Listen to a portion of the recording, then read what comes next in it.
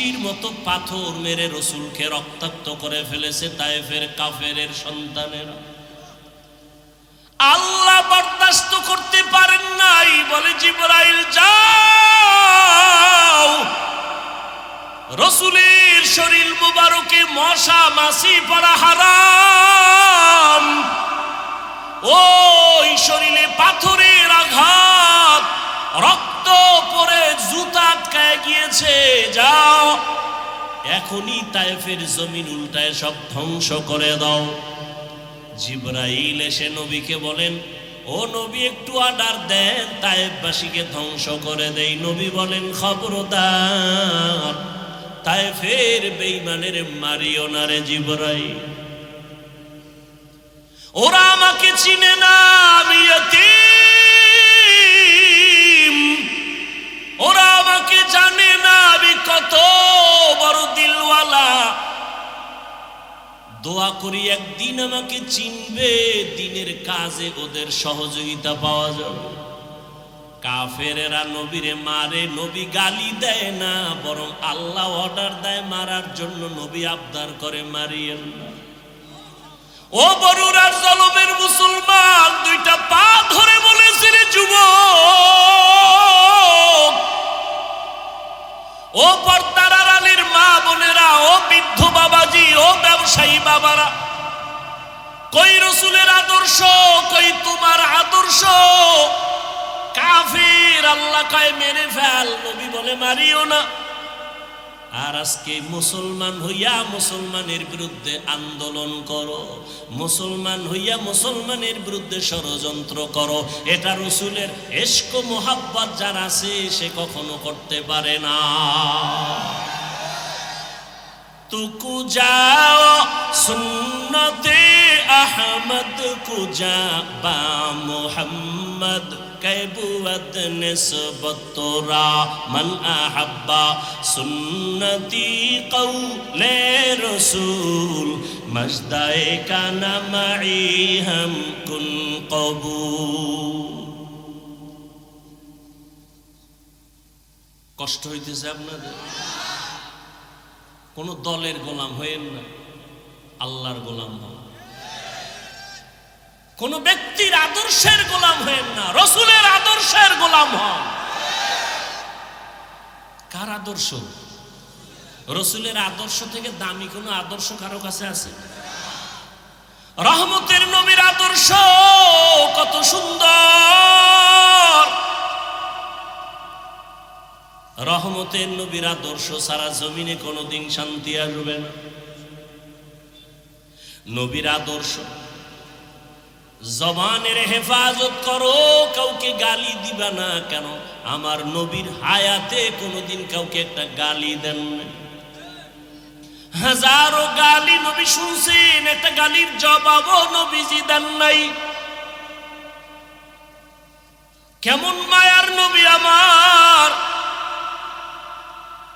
রহমতের নবী দুটো চোখ মোবারক গরম করে কারো দিকে রাগে তাকান নাই। কারণ রহমতের নবী যদি চোখ গরম করে তাকায়, লোকটা জাগায় আগুনের মতো পুড়িয়া ছাই হয়ে যাবে। রসুলের চোখের পাওয়ারের অ্যাকশন এত বেশি।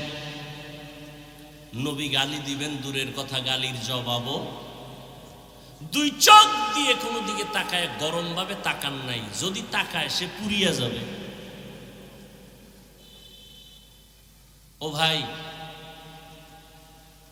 চোখ কান খোলা, আপনাদের দেশের পরিস্থিতি, দুনিয়ার পরিস্থিতি সব দেখতেছেন। আজকে সব বিধর্মী একদিকে যাচ্ছে, মুসলমানদের উপরে নিষ্পেষণ, অত্যাচার, জুলুম এ জমিন থেকে শুধু মনে চাইছে নামাজ পড়বা না, কতবার নামাজ সারলা। চাইছে দাড়ি রাখবা না, রাখো নাই। মনে চাইছে পার্কে পার্কে ঘুরবা, অনেক জীবন কাটাইলা ঘুরে ঘুরে। মনের জাল মিটাইয়া গুনাহ তো কম করলা না। আরে আমার মাওলার কথা কি তোমার মনে পড়ে না? রহমতের নবীর কথা কি তোমার অন্তরে আসে না? উলামায়ে কেরামের বয়ান কি তোমার অন্তরে ধাক্কা লাগায় না? ও যুবক, সাহাবায়ে কেরাম নবীর হাতে কালেমা পড়িয়া জান্নাতের টিকিট পাইয়া মৃত্যু পর্যন্ত শুধু কান্নার আওয়াজ। আল্লাহর আদালতে কেমনে দাঁড়াইয়া জবাব দিব? আবু বকরের কান্না, ওমরের কান্না, ওসমানের কান্না, জীবনটা কান্নায় কাটায় দিলেন। আর তোমার আমার তো কোনো আমলের খবরই নাই, চোখেও পানি নাই রে যুবক। কয়দিন আর জীবনের বাহাদুরি করবা, যৌবনের বাহাদুরি করবা? এখনো সময় আছে, তওবা করে নাও। ডাক্তার হও তবে আদর্শবান ডাক্তার হইও, ইঞ্জিনিয়ার হলে আদর্শবান ইঞ্জিনিয়ার হইও। বলবা হাফিজ ভাই, আদর্শবান ডাক্তার হওয়ার জন্য কি করতে হবে? ভালো করে মনে রাখবা, তিনটা জায়গায় বেয়াদবি করা যাবে না। যদি করো তো জীবনে ডাক্তার হতে পারবা, আদর্শবান হতে পারবা না। ইঞ্জিনিয়ার হতে পারবা, আদর্শবান হতে পারবা না। এক নাম্বার জায়গা, মা বাবার সাথে বেয়াদবি করা যাবে না। দ্বিতীয়, মুরব্বী ওলামায়ে কেরামের সাথে বেয়াদবি করা যাবে না। আর একটা হলো তোমার শিক্ষকের সাথে বেয়াদবি করা যাবে না। এই তিন জায়গায় যদি বেয়াদবি করো, আল্লাহর কসম আদর্শবান হতে পারবা না, সম্মান জীবনে আসবে না, বরং মরণের আগে তোমার পতন শুরু হয়ে যাবে। মা বাবার সাথে যদি বেয়াদবি করো, মরার আগেই তোর বিছানায় পড়ে পঙ্গু হয়ে যাবি। যদি শিক্ষকের সাথে বেয়াদবি করো, আর শিক্ষক যদি কষ্ট পায়, একটা নিঃশ্বাস ফেলে দেয়, মরার আগে জীবন ধ্বংস হয়ে যাবে। মুরব্বী ওলামায়ে কেরামের অন্তরে যদি কষ্ট দিয়া চলো, জীবনটা মরণের আগে ব্যাহত হয়ে যাবে। এই জন্য তিন জায়গায় বেয়াদবি করা যাবে না। ও পর্দার আড়ালের আম্মা জানেরা, বোনেরা, আপনার মতো কত মা কত বোন এই এলাকায় এখনো আছে, নামাজ ছাড়ে না, বেপর্দায় চলে না, সন্তানটাকে আদর্শওয়ালা বানানোর চেষ্টা করে, স্বামীর মাল হেফাজত করে, খেয়ানত করে না, মোবাইলে সময় নষ্ট করে না। ও আম্মা জানেরা, আপনাদের এই সন্তানদের যত বয়ান করলাম, এই বয়ানগুলো কাজে লাগানোর জন্য আপনাদের মেহনত আর দোয়া লাগবে। কারণ আপনাদের দোয়া ছাড়া সন্তানের জীবনে সফলতা আসবে না। মা বাবার চোখের পানি আর দোয়া সন্তানের সফলতার চাবি। মা বাবার চোখের পানি আর দোয়া না থাকলে আমি এই চেয়ারে বসতে পারতাম না। মা বাবার চোখের পানি দোয়া না থাকলে তুমিও লেখাপড়ায় ভালো নাম্বার পাইতা না, চাকরি করতে পারতা না, তোমার বাড়ি গাড়িও হতো না, সম্মানের চেয়ারও পাইতা না। ওই মা বাবার দোয়া নাও। ও পর্দার আড়ালের আম্মা জানেরা, আপনার মতো কত মা কত বোন পর্দা করে, স্বামীর মাল হেফাজত করে, নামাজ পড়ে, আপনারা কেন পারবেন না? আপনাদের এত সম্মান আল্লাহ দান করেছেন। আপনারা নবীদের মায়ের মতো দামি মা, সাহাবায়ে কেরামদের মায়ের মতো দামি মা, খাদিজা রাদিয়াল্লাহু আনহার মতো দামি নারী। আপনারা তো আয়েশা রাদিয়াল্লাহু আনহার মতো দামি নারী। আপনারা তো ফাতেমা রাদিয়াল্লাহু আনহার মতো দামি নারী। আপনারা তো ইসমাইল নবীর মা হাজেরা আলাইহা সালামের মতো দামি নারী। আপনারা তো ঈসা নবীর মা মারিয়াম আলাইহা সালামের মতো দামি নারী। এই দুনিয়াতে আল্লাহর এক বড় দুশমন ছিল ফেরাউন। জানেননি তার স্ত্রীর নাম কি? আসিয়া। এত বড় বেঈমান ফেরাউনের স্ত্রী আসিয়া কি আল্লাহকে এতটা আপন করে নিলেন। ফেরাউন এত বড় বেঈমান, অথচ তার ঘরে থেকে আসিয়া আল্লাহকে মোহাব্বতের বন্ধনে নিয়া এমন দামি হয়ে গেলেন। রহমতের নবী বলেন, কিয়ামতের ময়দানে জান্নাতে আসিয়ার সাথে আমি মুহাম্মদের সাথে বিবাহ হয়ে যাবে। ও পর্দার আড়ালের আম্মা জান, এখনো সময় আছে, তওবা করে নেন। দুনিয়াটা কিছুই না। ওই সন্তানটাকে আদর্শওয়ালা মানুষ বানায় যান। ডাক্তার হবে আদর্শওয়ালা, কোরআন পড়নেওয়ালা, নামাজি যখন হবে, ডাক্তারি করবে, নামাজ ছাড়বে না, মা বাবার জন্য দোয়া করতে ভুলবে না। ও পর্দার আড়ালের আম্মা জানেরা, এখনো সময় আছে, তওবা করেন। ও বৃদ্ধ বাবাজিরা, সময় আছে, তওবা করে নেন। আপনার মতো কত বুড়ারা মসজিদে গিয়া নামাজ আদায় করে, আপনারা কেন পারবেন না? জীবনে যত নামাজ ছাড়িয়ে দিলেন, বেপর্দায় চললেন, আমার আল্লাহ এখনো তওবার দরজা দিয়া ডাকতেছেন। ও আল্লাহর বান্দারা, আজকে আল্লাহর দেওয়া নিয়ামত, পানি, বাতাস, সূর্যের আলো, চাঁদের আলো, সব আল্লাহর দেওয়া নিয়ামত খাইয়া আল্লাহর সাথে নাফরমানি করেন, শাস্তিটা বড় কঠিন, কিন্তু চিন্তা করছেননি যেই শাস্তির ভয়ে রহমতের নবীও কান্না করতেছেন রুমের মধ্যে বসিয়া। আম্মা জান আয়েশা রাদিয়াল্লাহু আনহা রহমতের নবীর কান্না দেখে বলেন, ইয়া রাসূলুল্লাহ, আপনি আমার রুমে বসে কান্না করেন কেন? আমি আয়েশার কোনো বেয়াদবির কারণে নাকি? নবী বলেন, না আয়েশা, তোমার কোনো বেয়াদবি না। নবী বলেন, তো আম্মাজান বলেন, কাদার কারণ কি? রহমতের নবী বলেন, ও আয়েশা, আমার উম্মতের নিয়ে চিন্তা করি, হাসরের ময়দানে আমার উম্মতের উপায় কি হবে? কিয়ামতের ময়দান বড় ভয়ঙ্কর হবে। আম্মাজান বলেন, নবী কেমন ভয়ঙ্কর? ও জনমের মুসলমান বাবারা, পর্দার আড়ালের মা বোনেরা, রহমতের নবী বলেন, ও আয়েশা, হাসরের ময়দানে মানুষগুলো সব উলঙ্গ দাঁড়াবে, নারীরাও উলঙ্গ, পুরুষেরাও উলঙ্গ দাঁড়াবে। সূর্যটা মাথার উপরে চলে আসবে, সূর্যের গরমে গুনাহগারের মাথার মগজগুলো ভাতের মারের মতো ফুটবে। ওদিকে জাহান্নামের আওয়াজ, জমিনটা থরথর করে কেঁপে উঠবে। আমার আল্লাহ রাগ হয়ে বলবেন, লিমানিল মুলকুল ইয়াউম লিল্লাহিল ওয়াহিদিল কাহ্হার। আল্লাহ রাগ হয়ে যাবেন, মানুষগুলো পাগলের মতো হবে। ও আয়েশা, এতটা ভয়ঙ্কর হবে হাসরের মাঠ, আল্লাহর আদালতে কেউ দাঁড়াবার সাহসী পাবে না। নবীদের কোনো গুনাহ নাই, সেই নবীরা হাসরের ময়দানে কান্না শুরু করবেন। আদম নবী কাঁদবেন, নিজের উপায় কি হবে? ঈসা নবী কাঁদবেন, কি উপায় হবে? মুসা নবী কান্না করবেন, কি উপায় হবে? ইব্রাহিম নবীও কাঁদবেন, কি উপায় হবে? উম্মতের চিন্তা কেউ করবেন না। রহমতের নবী বলতেছেন, আম্মাজান বলেন, নবী যেই ময়দানে হাসরে নবীরা কাঁদবেন, আপনি রহমতের নবী তখন কি করবেন? আম্মাজানকে নবী বলেন, আয়েশা, তখন আমি উম্মতের জন্য আল্লাহর দরবারে মাকামে মাহমুদে সেজদায় পড়ে কান্না শুরু করব। মুসা নবী নিজের নিয়ে কাঁদবেন, ঈসা নবী নিজের কথা বলবেন আর কাঁদবেন, আদম নবী নিজের চিন্তা করবেন আর কাঁদবেন। আর আমি এমন রহমতের নবী, আমি আমার মাওলার দরবারে সিজদায় পড়ে কাঁদব, একবারও আমার চিন্তা করব না। আমি বারবার আমার মালিকের দরবারে কাঁদব আর বলবো, আল্লাহ আমার উম্মতের বাঁচাও, আমার উম্মতের বাঁচাও, আমার উম্মতের বাঁচাও। আমার কান্না দেখা মাত্র আমার আল্লাহ ঘোষণা দিবেন, নবী আপনি মাথা উঁচু করেন, আপনি কান্না করবেন না, আপনার উম্মতগুলো বাছাই করে আপনি জান্নাতের দিকে নিয়ে যান।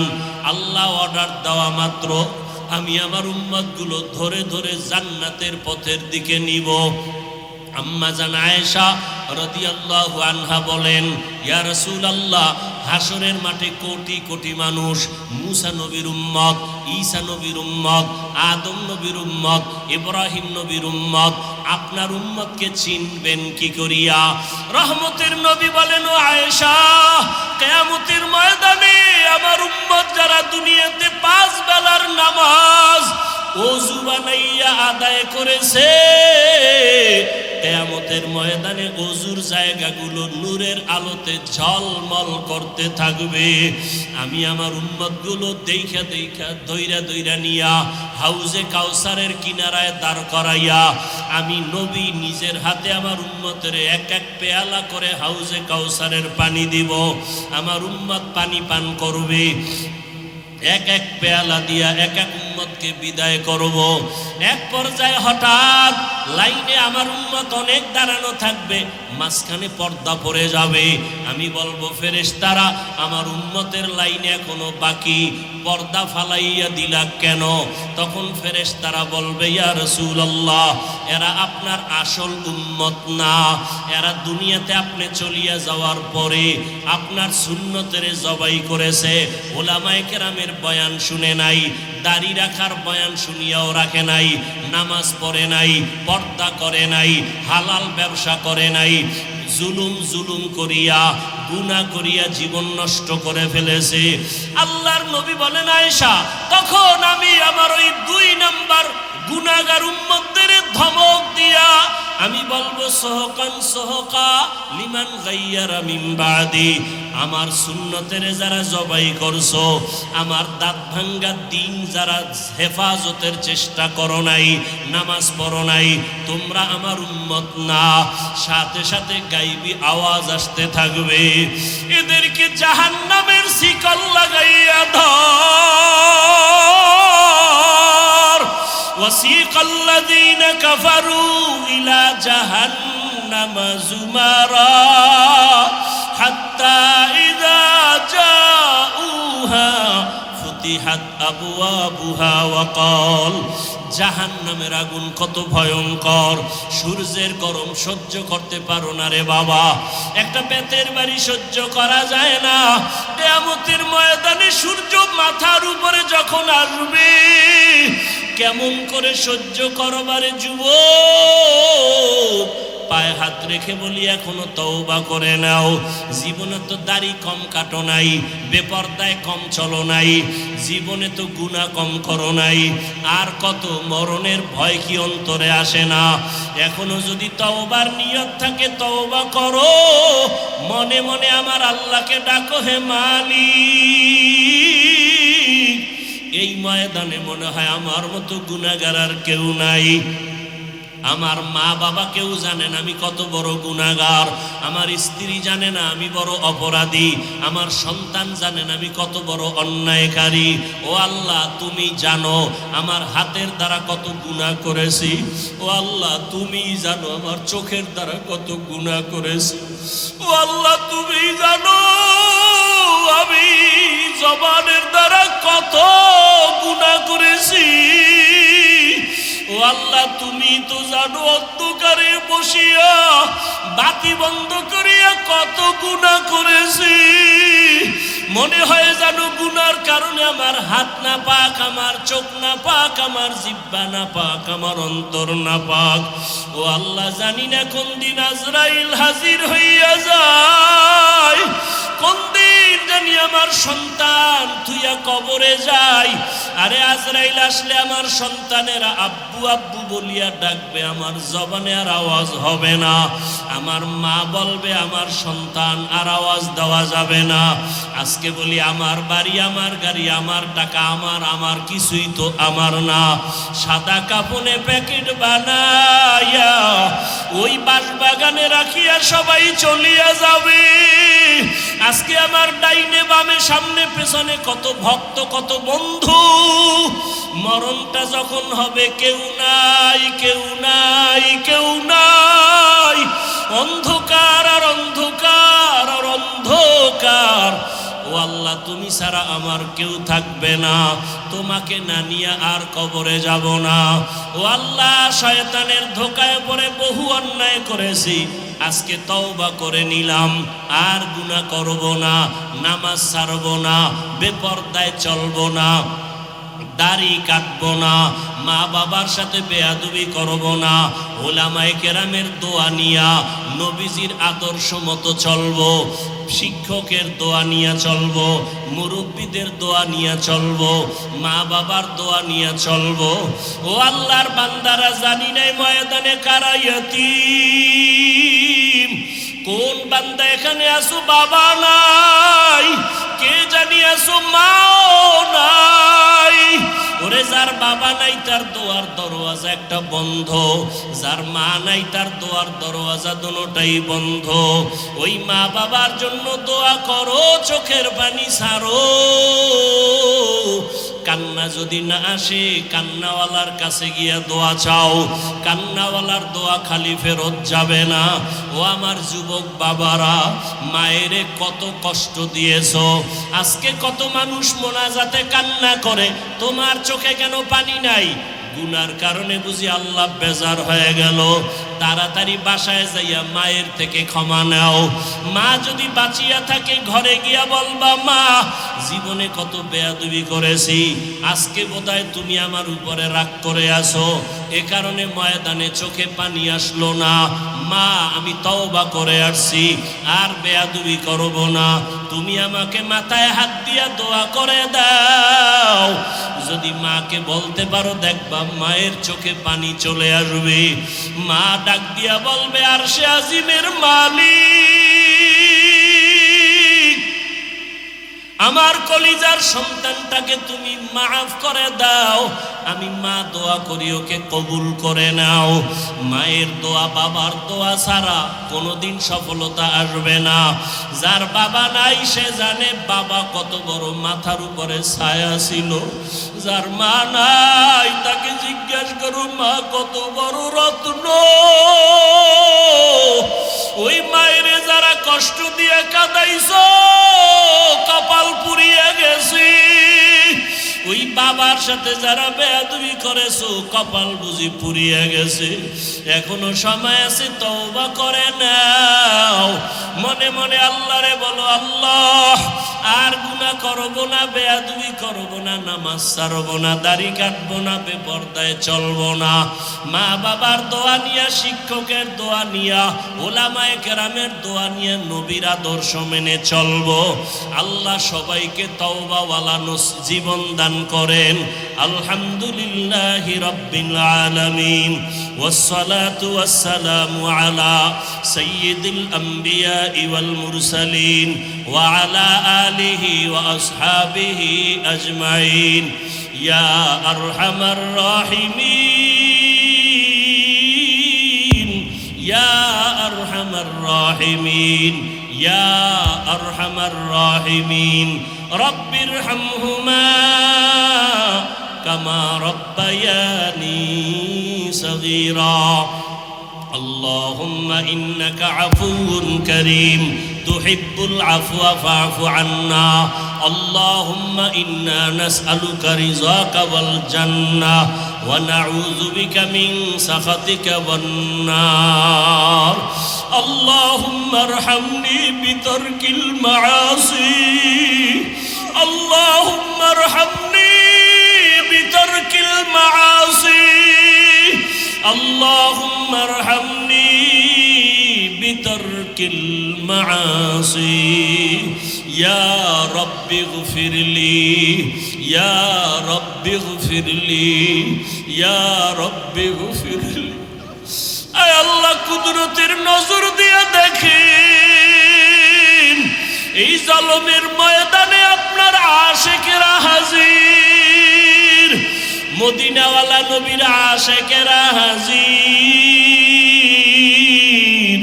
কত উলামায়ে কেরাম, কত মুরব্বী হাজী সাহেব, কত ব্যবসায়ী, কত চাকরিজীবী, ও আল্লাহ পর্দার আড়ালে কত মা বোনেরা, আমার কলিজার কত যুবক, কত ছাত্র ভাইরা আপনার দরওয়াজায় হাজির হয়েছি। ও আল্লাহ আমরা সবাই জাহান্নামের আসামি, গুনার সাগরে পড়ে গেছি। আপনার দেওয়া সূর্যের আলো, চাঁদের আলো, বাতাস নেয়ামত খাইয়া আপনার নাফরমানি করতে করতে জীবনটা নাপাক করে ফেলেছি। গুনার দিয়ে তাকাইয়া দেখি আমার মনে হয় হাত নাপাক হয়ে গেছে। গুনার কারণে আমার জবান বুঝি নাপাক হয়ে গেল। গুনার কারণে আমার চোখ নাপাক, আমার অন্তর নাপাক। ও আল্লাহ, আপনার দরজা ছাড়িয়া গুনার কারণে কোথায় যাব? আর তো কোনো দরওয়াজা নাই। আপনার দরওয়াজা ছাড়া সব জাহান্নামের দরওয়াজা। ও আল্লাহ, দুনিয়াতে সূর্যের গরম সইতে পারি না। সূর্যের গরমে মানুষগুলো পাগলের মতো ছটফট করতেছে।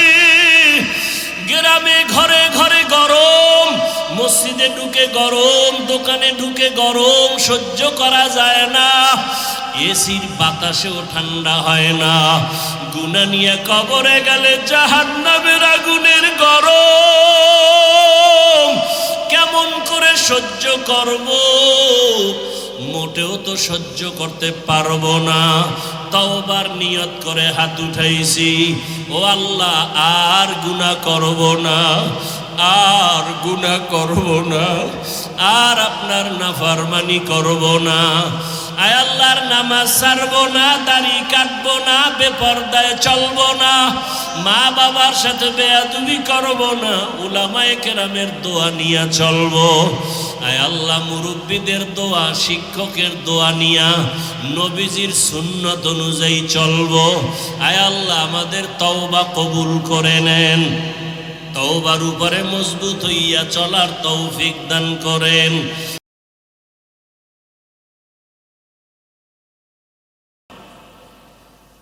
আসামের মুসলমানের কি অপরাধ, কাশ্মীরের মুসলমানের কি অন্যায়?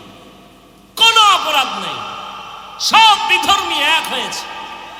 ওদের বাহাদুরি টিকাইয়া রাখার জন্য ইসলাম বাধা। দুর্নীতিবাজের দুর্নীতির পথ পরিচালনার ক্ষেত্রে ইসলাম বাধা। চোরের জন্য চুরির পথে ইসলাম বাধা। জালেমের জুলুম করার পথে ইসলাম বাধা।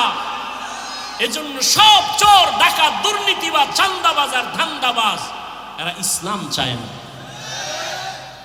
ইসলাম, অথচ মাইকেল বলবে ইসলাম শান্তির ধর্ম, সে মানে না। কেন? ওরা জানে আসলেই ইসলাম শান্তির ধর্ম। মানলে আমাদের স্বার্থ মতো চুরি করা যাবে না, দুর্নীতি করা যাবে না। এই জন্য ইসলামের জিকির করে কিন্তু ফিকির নাই, মানে না। রসুলের থেকে সুন্দর আদর্শ কারো কাছে আছে? থাকলে বলেন আমি হাফিজুর রহমান ঘোষণা দিলাম, রসুলের থেকে যদি আরো সুন্দর আদর্শ কারো কাছে থাকে আমি সেইটা নিব, রসুলেরটা বাদ দিব। বলেন রসুলের থেকে আর সুন্দর আদর্শ কারো কাছে আছে?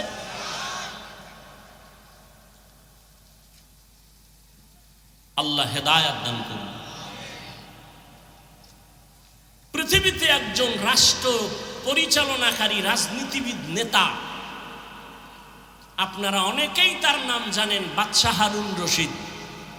জানেননি তার নাম? তিনি একদিকে রাষ্ট্র পরিচালনা করেন, রাজনীতিবিদ নেতা, অন্যদিকে আল্লাহ পাকের প্রিয় এক বুজুর্গ, আল্লাহর ওলি গোলাম। মুসলমানের ইতিহাস তো এমনই। বাদশাহ হারুন রশিদের ইতিহাস, মামুনুর রশিদের ইতিহাস, মোগলদের ইতিহাস।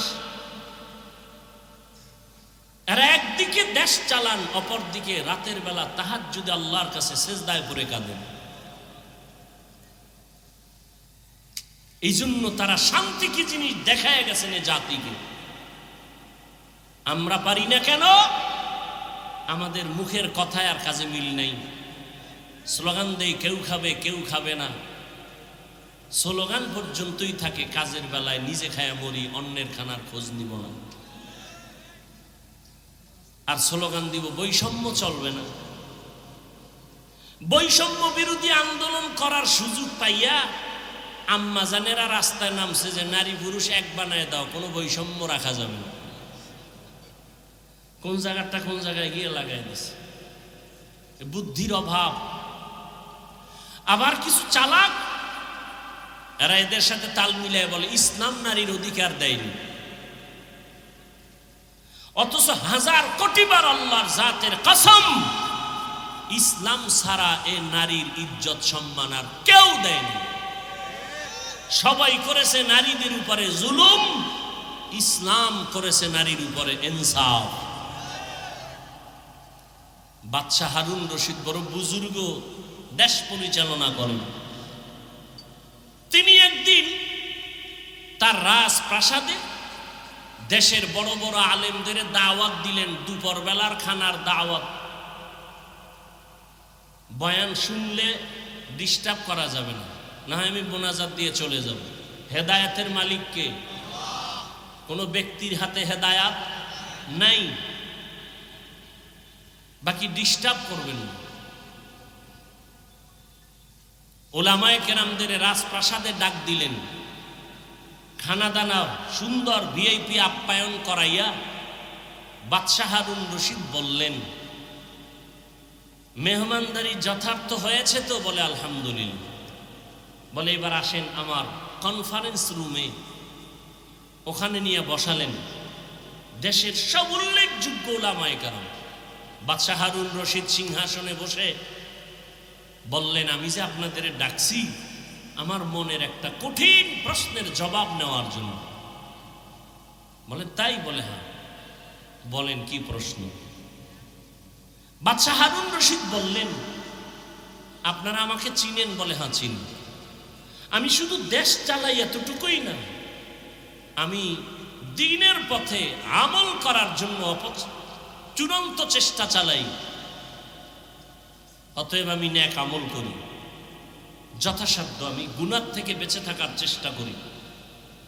আমি আপনাদের থেকে জানতে চাই, আমি বাদশাহ হারুন রশিদ জাহান্নামী নাকি জান্নাতি? ওলামাদের মজলিসে প্রশ্নটা ছেড়ে দিলেন। একজন একজন করে সবাই এক আওয়াজ দিলেন যে আপনি জান্নাতি না জাহান্নামী এটা বলার কোনো পাওয়ার, কোনো সুযোগ আমাদের? হ্যাঁ, এতটুকু বলা যাবে, আপনি যদি ভালো আমল করেন তো আপনি জান্নাতের পথে আছেন, জান্নাতি বলা যাবে। আপনি যদি অপরাধমূলক অন্যায় কাজে জড়িত থাকেন আপনাকে বলা যেতে পারে আপনি জাহান্নামের পথে আছেন, জাহান্নামী বলা যাবে না। বাদশাহ হারুন রশিদ মজাক করলেন, আমাকে যদি আপনারা একটা সাইড করে দিতেই না পারেন তা আপনাদের খাওয়াইয়া লাভ হইল কি? এত বড় মেহমানদারি করাইলাম, কি লাভ হলো? নিরাশ হয়ে গেলেন বাদশাহ হারুন রশিদ। ঠিক আছে আপনারা যান, দেখি জবাব কোনোদিন পাই কিনা। ওলামায়ে কেরাম সঠিক কথা বললেও মনের মধ্যে একটু দুঃখ, বাদশার মনকে খুশি করতে পারলাম না। নিরাশ হয়ে উলামায়ে কেরামও যাবেন, ঠিক এমন সময় ওই মজলিসের পেছনে একটা 9 বছরের বালক দাঁড়ায় গেল। দাঁড়ায় বললেন, বেয়াদবি ক্ষমা চাই, বাদশাহ জাহাপনা আপনি যদি হুকুম দেন জবাবটা আমি দিব। কয় তাদের মতো না আলাদা? বলে আলাদা দিব। ঠিক আছে দাও, আমাকে কাছে নেন। 9 বছরের বালককে বাদশাহ রাস্তা করে কাছে আনলেন। 9 বছরের বালক বাদশাকে বললেন, প্রশ্নের জবাবটা কি আপনি দিবেন না আমি? বলে তুমি দিবা। তাহলে বলুন তো, প্রশ্ন করনেওয়ালা সে একটু উঁচু মর্যাদার না যে উত্তর দেয় তার মর্যাদা একটু বেশি? বাদশাহ হারুন রশিদ বলে, যে উত্তর দিবে ক্ষণিকের জন্য তার মর্যাদা কি? 9 বছরের বালক বলে, বেয়াদবি ক্ষমা করে আমাকে সিংহাসনে বসায় দেন, উত্তর দেওয়ার পরে নামায় দিয়েন, আপাতত উত্তর দেওয়া পর্যন্ত আপনি নিচে বসেন। এখন বাদশা তো উত্তর জানতে হবে, বড় আবেগওয়ালা উত্তর, আমি জান্নাতি না জাহান্নামী। এখন বাদশা যেহেতু জবাব চায়, আর সব আলেমরা তাকায় আছে এই ছোট বাচ্চা কি বলবে। ওই যে শুরুতে বলছিলাম, বান্দা চাইলে কিছুই, আল্লাহ চাইলে। বাদশা হারুন রশিদ চাইছিল আলেমরা জবাব দিবে, কিন্তু আল্লাহ চাইছে বাচ্চারে দিয়ে জবাব দেওয়া, রেডিও। বাদশা কয় ঠিক আছে, এই প্রহরীরা আমাকে নিচে বিছানা দাও, বাচ্চাকে সিংহাসনে বসাও। 9 বছরের বালকের সিংহাসনে বসায় দিল, বাদশা হারুন রশিদ নিচে বসল। 9 বছরের বালক হারুন রশিদের সিংহাসনে বসিয়া জবাব দেওয়ার আগে বলে, এলেমের মর্যাদা তো এমনই হয়। কিসের মর্যাদা? এলমেরা এজাজু করদান বেহিসাব, খলকেরা দাদান জওয়াবে বা সওয়াব হক নাদারত, দোস্ত খলকা জারেরা নিস্তে ই খসলত কে দিনদারেরা। 9 বছরের বালক বাদশাহ হারুন রশিদের সিংহাসনে বইয়া প্রথম একটা ভাষণ দিয়া কয়, এত বড় বড় উলামায়ে কেরামের মজলিসে আমি 9 বছরের সন্তান বাদশাকে নিচে বসাইয়া সিংহাসনে বসছি, এটা আমার বাহাদুরির কিছু নাই, আল্লাহর দেওয়া ইলমের বরকত। কিসের বরকত? ইলমের বরকত। ইলমওয়ালা কোরআনওয়ালারা টাকাওয়ালার পেছনে দৌড়াবে কেন? কোরআনের ইলম সিনাই নিয়ে চলো, টাকাওয়ালা তোমার পেছনে দৌড়াবে। কোটি টাকার মালিকে দেখো অভাব হয় না দূর, গরিবে ঘুমায় আরাম করে মনটা বাহাদুর। ফেরাউনের লাশটা দেখো মিশর জাদু ঘরে, খায় না মাটি পোকা মাছি সবাই ঘৃণা করে। হৃদয়ে থাকিবে যার নম্রতা সদা, রহমত আসিবে সেথা প্রভুর ওয়াদা। বড়র বাড়াই থাকলে দিলে রহমত আসবে না, নিজেকে নিজে ছোট মনে করিও সাদা। উঁচু জমিন থেকে পানি নিচু জমিনে যায়, তেমনি খোদার রহমত আসে নম্রতার হৃদয়। ভোগবিলাসের বাড়ি গাড়ি পরে রবে সব, থাকতে সময় স্মরণ করো আল্লাহ আমার রব। থাকতে সময় স্মরণ করো আল্লাহ আমার রব। দুনিয়ার সব শেষ হয়ে যাবে, কে থাকবেন? জিন্দেগি মে বন্দগি তু কর নাহি,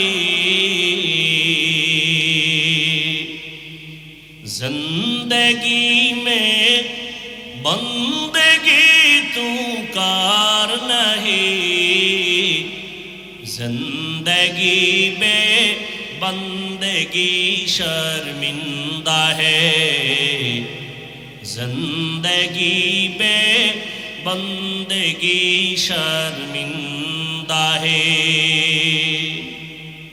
दुनिया में हो दुनिया का तलबगार ना हो,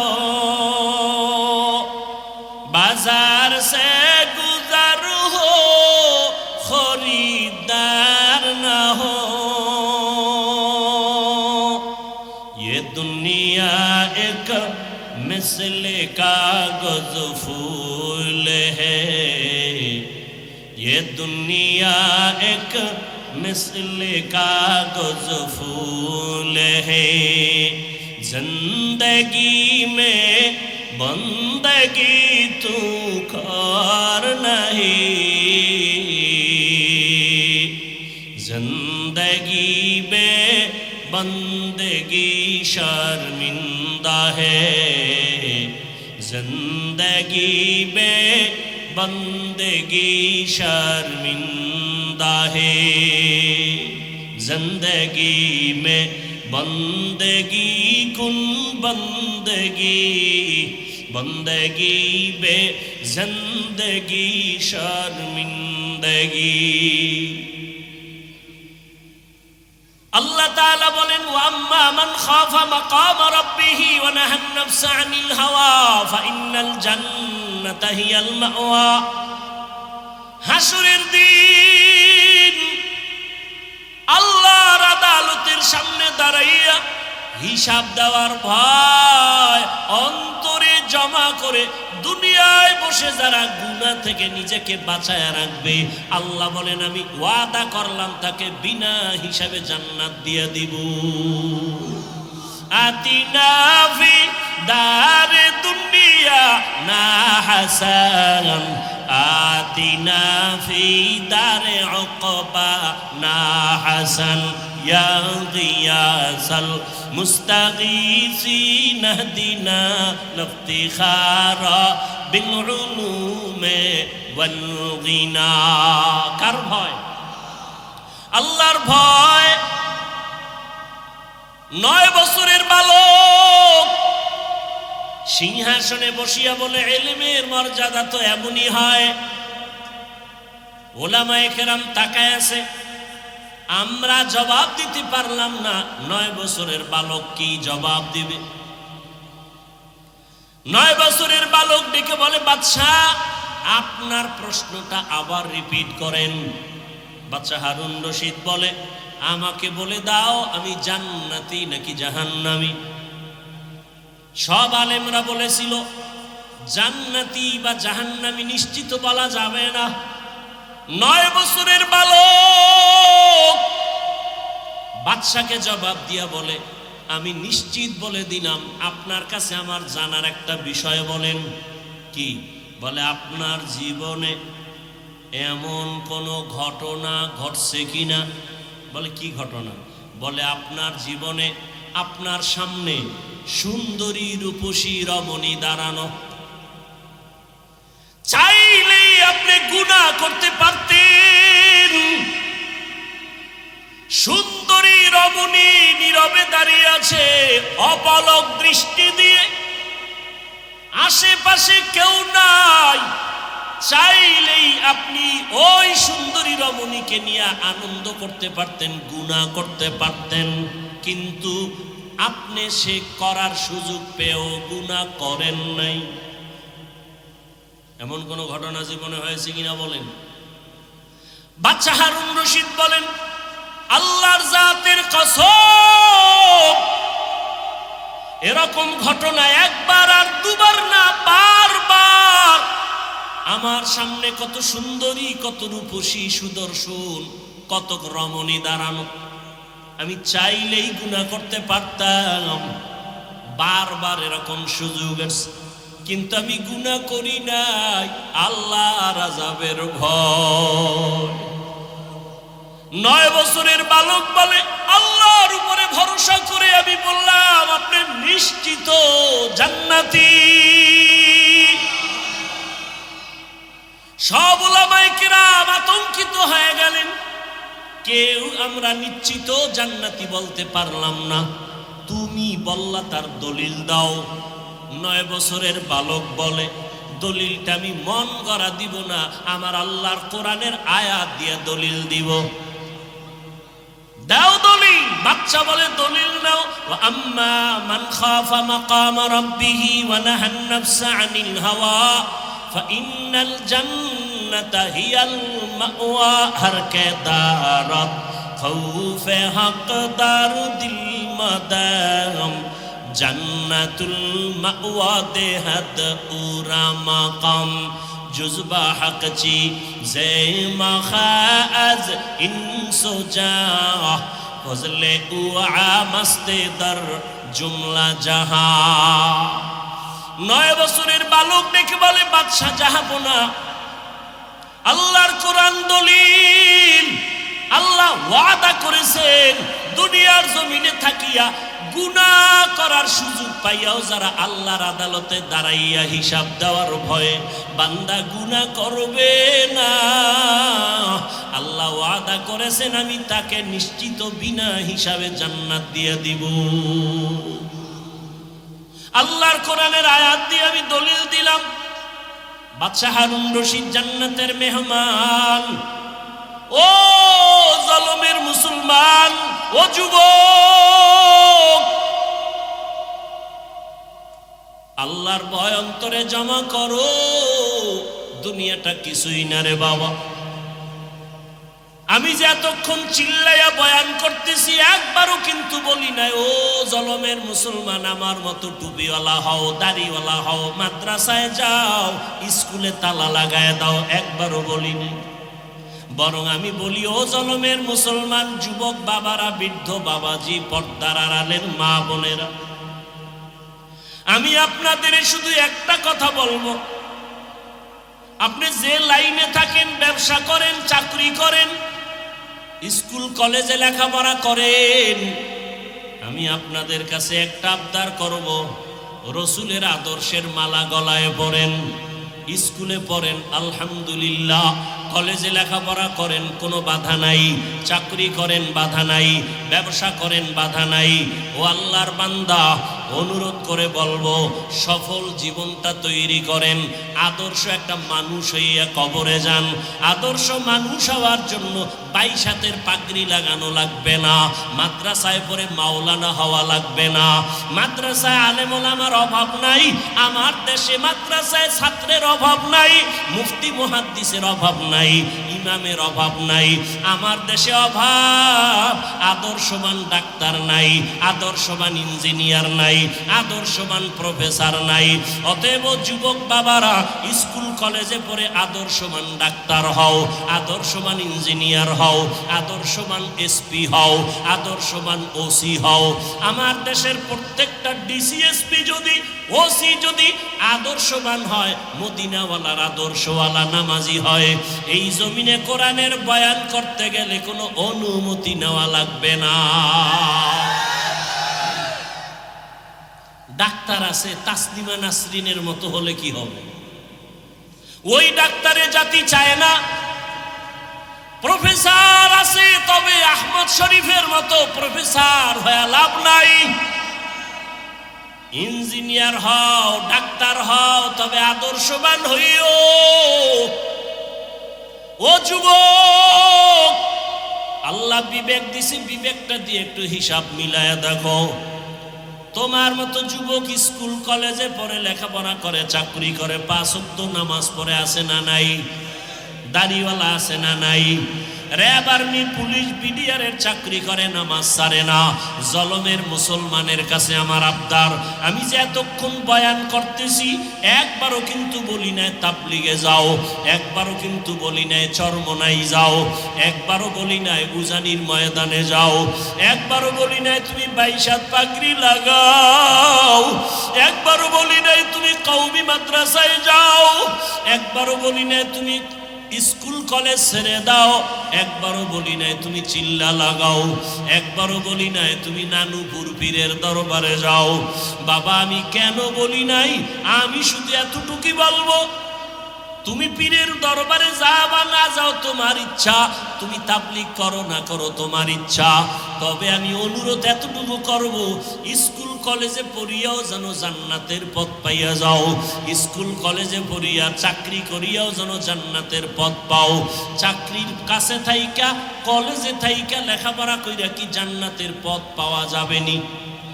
বলো, যাবে। অতএব আমি সেই পথটাই দিতে চাই। বাবা, তোমার মতো কত যুবক জলমের বাজারে ব্যবসা করে, আজান হলে দোকান বন্ধ করে দৌড়ায় মসজিদে চলে যায়। এমন ব্যবসায়ী কি জলম এলাকায় নাই? নিজের মনটারে বুঝাইও। আমি কিন্তু হুজুর হইতে বলি নাই, বরং আমি বললাম তোমার মতো জেনারেল লাইনের যুবক যদি ব্যবসা করে, নামাজ পড়ে, বলো তোমার পায়ে হাত রাইখা বলি, বলো তুমি কেন নামাজ পড়তে পারো না? তোমার মতো বাংলা লাইনের মানুষটা ময়দানে কৃষিকাজ করিয়াও যদি নামাজ পড়ে, বলো বাবা তুমি কেন নামাজ পড়তে পারবা না? আমার রসুলের আদর্শ নামাজ, আমার নবী অসুস্থ হইয়াও নামাজ ছাড়েন না। ও আল্লাহর বান্দারা, ও যুবক বাবা, তোমার মতো যুবক ওসি, ডিসিএসপি, 5 ওয়াক্ত নামাজি নাই? তোমার বিবেকের কাছে জিজ্ঞাসা করো, তুমি কেন পারবা না? তোমার মতো সন্তান বাংলা লাইনে থাকিয়া রাস্তায় গাড়ি চালায়, ড্রাইভারি করে, নামাজ ছাড়ে না, বলো তুমি কেন নামাজ পারো না পড়তে? ও আল্লাহর বান্দারা, এখনো সময় আছে, তওবার দরজা খোলা। মনের চাহিদা মিটাইয়া, মনের শখ মিটাইয়া, নফসের ধোকায় পড়িয়া গুনাহ করতে করতে তো জীবনের শেষ প্রান্তে চলে আসছো। বাঁচার কিন্তু কোনো হায়াত নাই, গ্যারান্টি নাই। বড়রা আগে মরবে, ছোটরা পরে মরবো তাও বলা যাবে না। জুয়ানেরা পরে মরবে, বুড়ারা আগে মরে যাবে তাও বলা যাবে না। মা বাবা আগে মরে যাবে, সন্তানেরা পরে মরবে তাও বলা যাবে না। কত জায়গায় তাকাইয়া দেখো, ছোট ভাই কবরে চলে গেছে, বড় ভাই এখনো বেঁচে আছে, আছে না নাই? কত বুড়ারা এখনো আছে সুস্থ, কিন্তু যুবক মানুষ অসুস্থ। ও যুবক, তাকাইয়া দেখো, গাড়ির নিচে তোমার আমার মতো কত যুবকের লাশ, পানির নিচে কত লাশ, ঘুমের বিছানায় কত লাশ, মহামারী করোনায় কত লাশ, ডেঙ্গুর ভিতরে কত যুবকের লাশ, ঘুমের বিছানায় মরণের যুবকের লাশ। কয়দিন আর বাঁচবারে বাবা, মনের শখ মিটাইয়া গুনাহ তো কম করো নাই। বিহি খাইরাই ফাক্কিহু ফিদ্দীন। রহমতের নবী বলেন, আল্লাহ যাকে মোহাব্বত করবেন, যার ভালো চাইবেন, তাকে আল্লাহ তাফাক্কুহ ফিদ্দীনের মাকাম দান করবেন, অর্থাৎ দ্বীনের সামুজ দান করবেন, বুঝ। একটা হলো তাআল্লুম ফিদ্দীন, আর একটা হলো তাফাক্কুহ ফিদ্দীন। দ্বীন সম্পর্কে জানা, এটা হলো তাআল্লুম ফিদ্দীন। এটা আম বিধর্মীয় ইসলাম সম্পর্কে অনেক কিছু জানে, এটা সফলতা না। সফলতা তাফাক্কুহ ফিদ্দীন, দ্বীনের বুঝ আসে, দ্বীন অনুযায়ী চলে, এটা সফলতা। আজকে এখানে এই যে বললাম, আপনার আল্লাহ আমার আল্লাহ সব এক, আপনার নবী আমার নবী এক, আপনার কোরআন আমার কোরআন এক, আপনার আল্লাহ এক, নবী এক, কোরআন এক, আপনার আমার ধর্ম এক, কালেমা এক।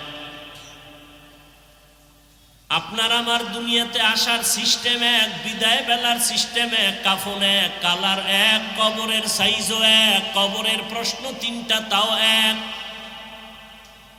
তাহলে আমি আপনাকে বয়ান করব কেন? বয়ান তো বিধর্মীকে করব।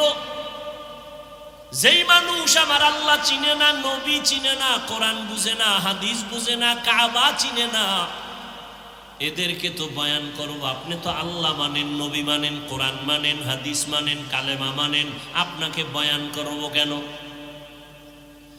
বয়ান করব কেন না, বরং আপনাদের পেছনে ঘুরতে ঘুরতে ঘুরতে ঘুরতে পাগল। ফজরের পরে বয়ান, জোহরের পরে বয়ান, আসরের পরে বয়ান, মাগরিবের পরে বয়ান, সারা রাত বয়ান, দৌড়াইতে দৌড়াইতে ঘুম নাই, খানা নাই।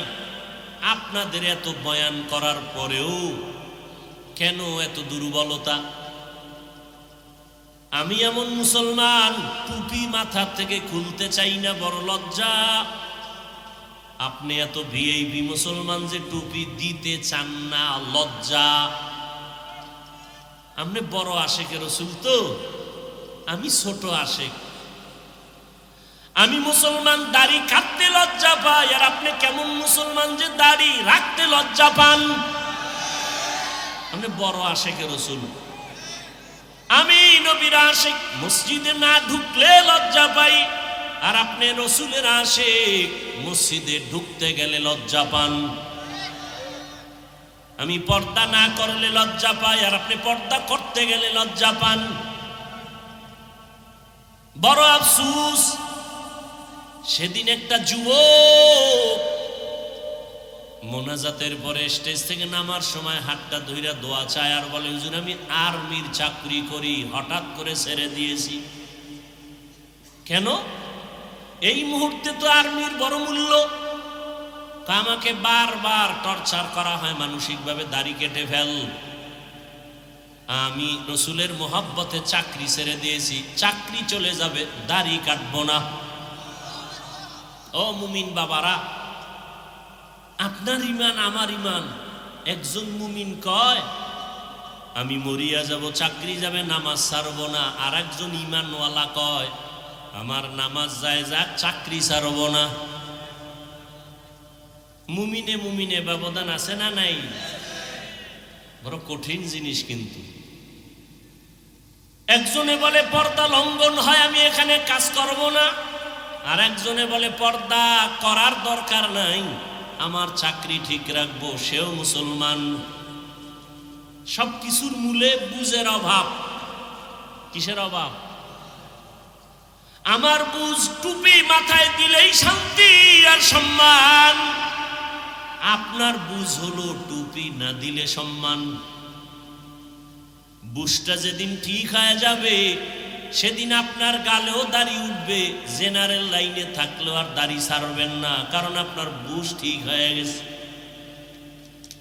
বুশটা ঠিক করার জন্যই উলামায়ে কেরামের বয়ান। রহমতের নবী জীবন ভর কষ্ট করেছেন, মানুষকে দ্বীনের দিকে ডাকছেন। সারা দুনিয়ার সমস্ত মুমিন মুসলমান নবী রসুল যত কষ্ট করেছেন এর থেকে কোটি গুণ কষ্ট রসুল করেছেন একা। এজন্য নবী বলেন, আল্লাহ যাকে মুহাব্বত করবেন, ভালো চাইবেন, তাকে তাফাক্কুহ ফিদ্দীনের মাকাম দান করবেন, দ্বীনের সহি বুঝ দান করবেন। এখানে এত মানুষ, সবাই খুশি, এত লোক, কিন্তু আমি অতটা খুশি না। কেন? এখানে অনেক মানুষ বসে আছে, সবাই দাবি করে আশেকে রসুল, অথচ ফজরের নামাজ অনেকে পড়ে নাই, জোহর পড়ে নাই, আসর পড়ে নাই, মাগরিব পড়ে নাই, এশাও পড়ে নাই। আছে না নাই? নামাজ না পড়ে যদি আশেক হয়,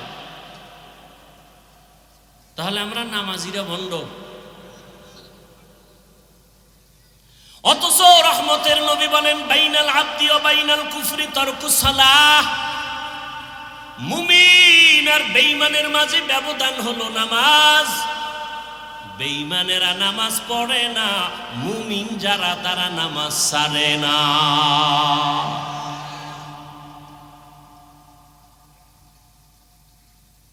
আফসোস, আসলে ইসলাম মুসলমান দাবি করি, ইসলাম কি জিনিস চিনি না, রসুলকে চিনি না। ওয়াজকুরনির ঘটনাই বয়ান হয়, কিন্তু ওয়াজকুরনির ইশক অন্তরে নাই।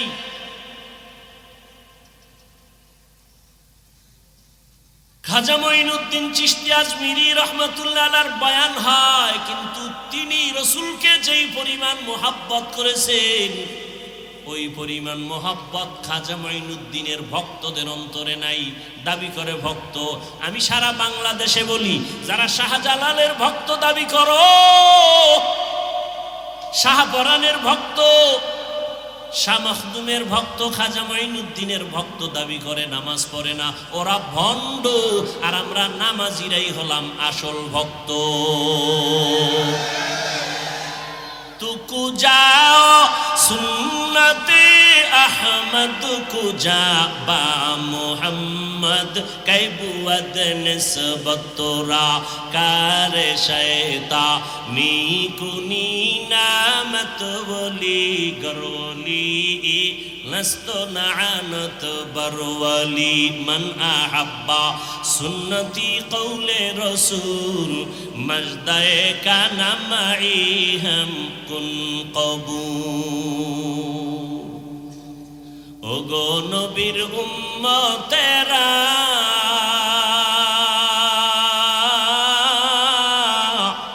हुए আজি দিশাহারা।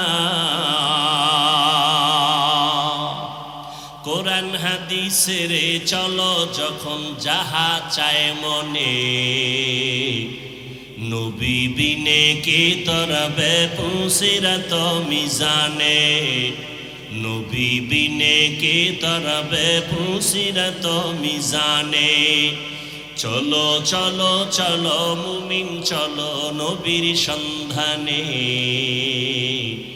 নবী বিনে কে তরবে পুসিরত মিজানে, নবী বিনে কে তরবে পুসিরত মিজানে। উম্মতের কান্ডারি নবী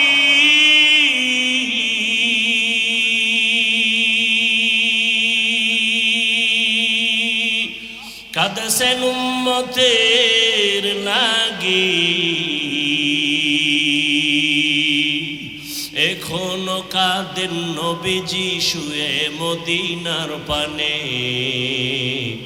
নবী বিনে কে তরবে পুসিরত মিজানে, নবী বিনে কে তরবে পুসিরত মিজানে। চলো চলো চলো মুমিন চলো নবীর সন্ধানে, নবী বিনে কে তরবে পুসিরত মিজানে নবী বিনে কে তরবে পুসিরত মিজানে আপনাদের খারাপ লাগে নবী আমার জীবন ভরে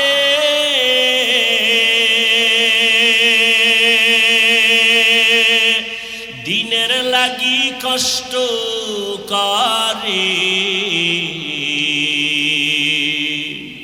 দান দান শহীদ করিলেন অহুদেরই ময়দানে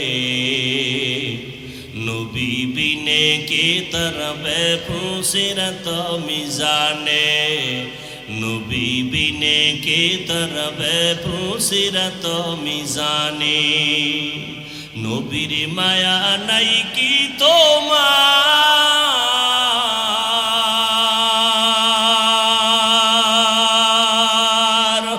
কেমনে দুঃখ দাও যে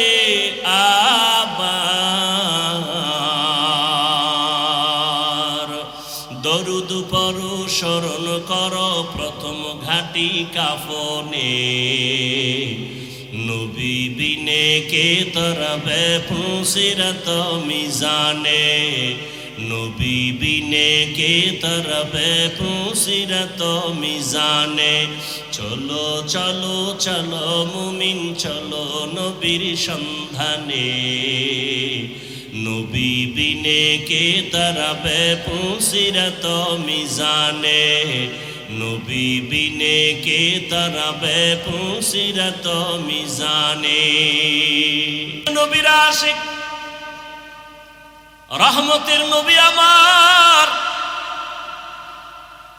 শুধু উম্মতের জন্য জীবনকে বিলায় দিয়েছেন